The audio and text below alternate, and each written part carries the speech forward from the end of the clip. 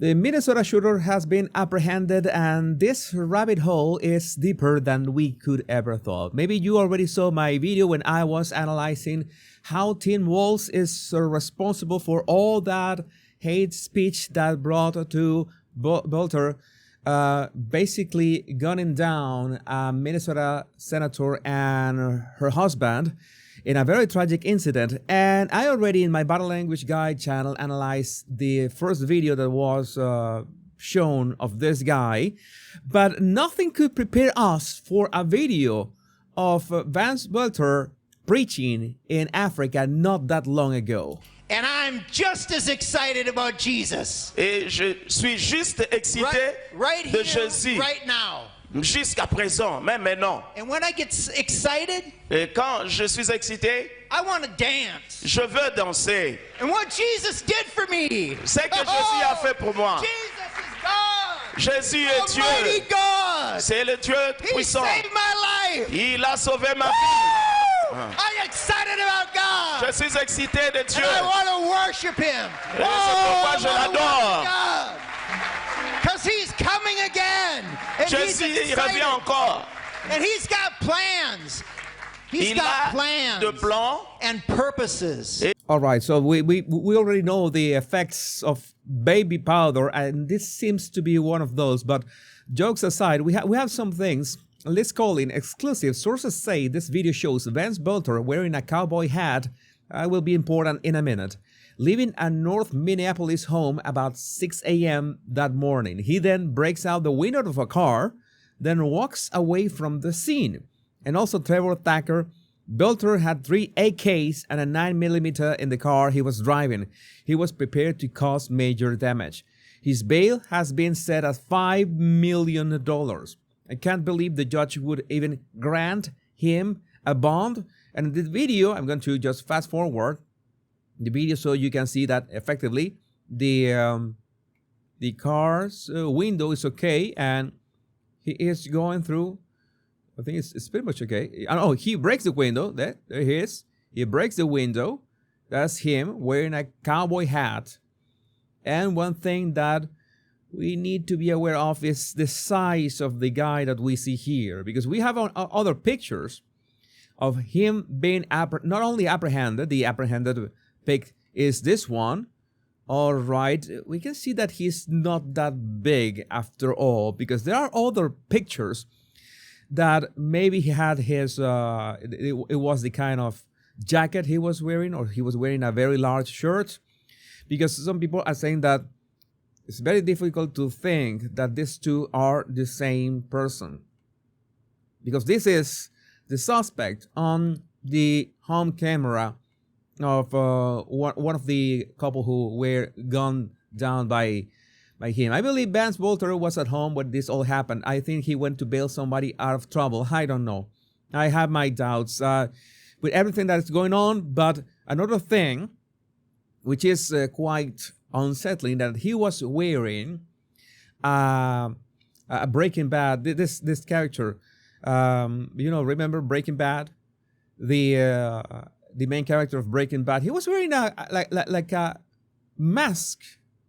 Well, that makes sense, right? He didn't want his identity to be tracked that easy.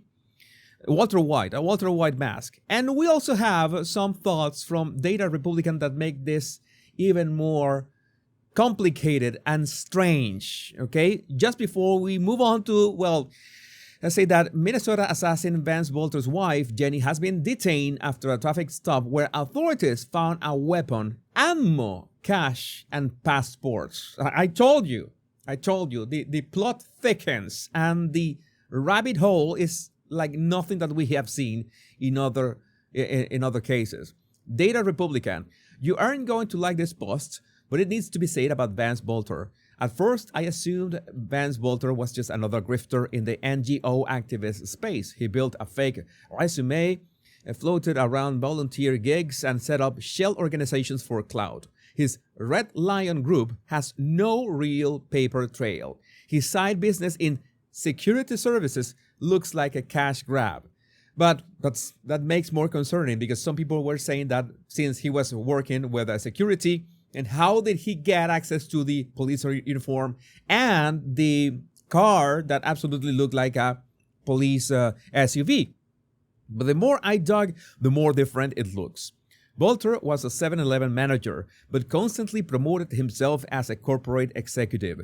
He claims the title doctor based on an education doctorate in leadership. He chased every opportunity to get in front of an audience, volunteering for Governor Walz's workforce development initiatives, speaking at conferences, anything to be seen as a leader. And in videos of him in African churches, which you already saw, you see him light up. He's performing. He's preaching vague, positive platitudes to foreign audiences. He wanted to be somebody. He wanted to be followed. Maybe the guy could have stuck to Twitter. Well, no, he wanted the big screen. There's good reason to believe that James Hartline is right. He was remodeling that building below into a church. Not to serve Jesus, but as a stage for an audience that would never come. I think he's a man addicted to attention and status who tried to get it through a lot of means. And when that attention dried up, possibly whoever cut him off his funding in Congo, USAID, anybody? He snapped. I believe that Vance Bolter committed violence as a last desperate attempt to be glorified under the delusion that killing abortion rights activists would make him a martyr or hero. And after Luigi Mangione, you know that all these crazy people are going to pop up from everywhere. This is not Christianity. I watch his sermons. They were designed to provoke emotional applause, not spiritual conviction. His actions contradict the standard Jesus gave us to recognize false prophets. Bolter bore no good fruit, just narcissism, manipulation, and ultimately violence.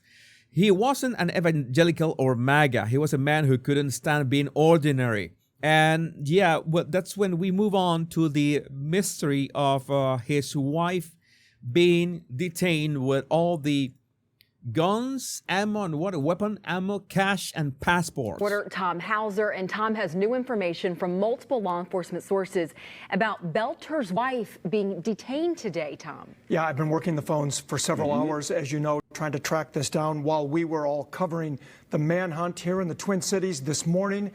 Sources tonight tell me the case was also taking a turn about 90 minutes to the north near Onamia in Mille Lacs County.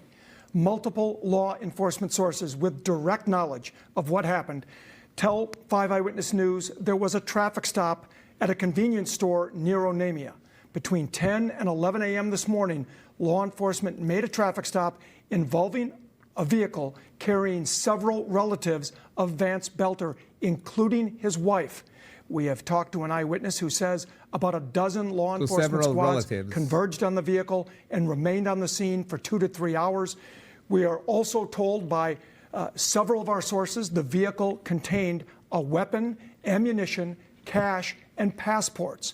Now, to our knowledge, no one in that group has been arrested, just detained for questioning. It's also unclear why they were stopped, whether they were being tracked, or if it was a random traffic stop. I am told briefings about this incident are ongoing yet tonight, and we will continue to track more developments. And again, sources say Vance Belter's wife is among those detained for questioning. And I did have one source very late in the evening, just before the newscast, say that she was being tracked. So okay, they were on to her. And the other thing is that people are claiming that this guy is MAGA, because one of the clues that we have is his roommate. There are 2 videos of his alleged roommate that claim that he was a Trump, or he is a Trump supporter. I'm going to analyze this on my Bottle Language Guy channel, but I'm going to just make a quick review of these videos here. So make sure that I'm going to post the link into my analysis in the description of this video. Just in, Minnesota officials have once again refused to release assassin Vance Bolter manifesto, saying there's not enough there. And if there's not enough there, if there's nothing to find in that manifesto, why don't you release it? Do you think that if Minnesota officials found somebody in that something in that manifesto that damaged Trump or MAGA, do you think that they wouldn't have released it like on the spot? You know what that manifesto actually says. There's nothing that can support the narrative. That's why they are just concealing it in some way. At this point in time, it'd be premature. The question was, is the manifesto and the information that we have received as their motivations? We are working diligently on that. There's certainly some indications within that, but there's not specifics enough. We have been, this is a very active and fluid investigation. Throughout the day, as you've been waiting and these teams. Yeah, a word salad. That's the so-called explanation of why they are not going to release it. Teams have been out working out in the field, and they have been gathering more documents and information. So it would be premature for me at this point to really say exactly what the motivation might be from these writings, but we will be continuing to work on that and provide that information when we're able. So maybe if the writings are so cryptic, maybe you can release them to the public so the public can, help you in deciphering them. Yeah. I don't think they are as cryptic as he claims. Walker Senior from the search committee. Did they know each other? Like, did this man know either Representative Portman or Senator Hoffman in any capacity? The question is, did they know each other in any capacity? We are still exploring that. There's certainly some overlap with some, public meetings, I will say, with Senator Hoffman and the individual, but we don't know the nature of the relationship or if they actually knew each other. Right. Thank you. Thanks, everybody. Oh, interesting. So that would be interesting, but also there's so many loose ends here, so many strange stuff like this. Is this a roommate? The former roommate of the Minnesota shooting suspect joked that he had to stay sharp because he was extracting eyeballs. David Carlson called on his friend Vance Bolter to not harm himself. He's still my best friend, and I hope he doesn't kill anybody else, and I hope he surrenders himself for the sake of his family. And this is the clip. We're gonna watch it, part of this clip, and then I'm going to do a full analysis of this clip. And there's another clip about him, also very clear. I'm gonna be analyzing on my Body Language Guy channel. No, because he was on call for work, and he'd always say, "Yeah, I need rest for work, so I'm sharp," because he was extracting eyeballs. So gotta be sharp for that. I remember him walking out of the house, or hearing him walking out or anything like that. No. Was it unusual for him to go to bed at 7 p.m.? I mean, when you say... Well, it depends on the shift, no, because he is working all kinds of hours. Didn't seem odd, no. Did he give you any emotional message, said that he loves you, besides the text messages or something like that seemed off? Well, he said that he made some choices, and he said, "You guys don't know anything about it," but, yeah. Another big ass. Yeah, this is strange. There's also this other clip in which he begins to cry. I love you guys. I made some choices, and you guys don't know anything about this, but I'm going to be gone for a while.